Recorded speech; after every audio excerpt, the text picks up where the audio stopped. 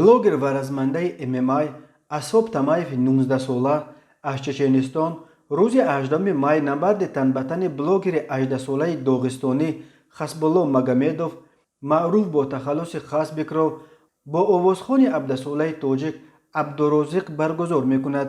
аҷобати ин набард дар он аст ки вазни ҳардуи рақиб дар маҷмӯъ ҳамагӣ 35 килост. Хасбек ва Абдуразоқ аллакай нишасти хабарӣ доир карданд ки чун анъана роиш дар байни размандагони ҷангҳои бидуни қоида бо занозании ҳарду анҷом ёбад.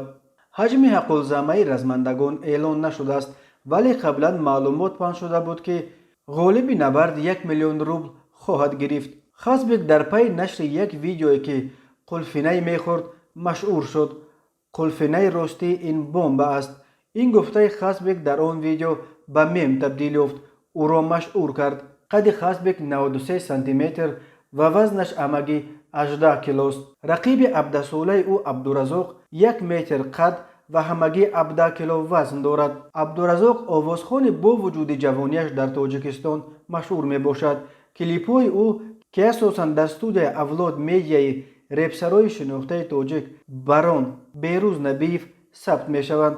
дар ютуб чандин миллион тамошобин ҷамъ меоранд. видеои набарди Хасбек бо Абдуразоқ тибқи нақша бояд рӯзи 18 май соати 15 ба вақти Москва дар ютуб канали Асоб Тамаев нашр шавад.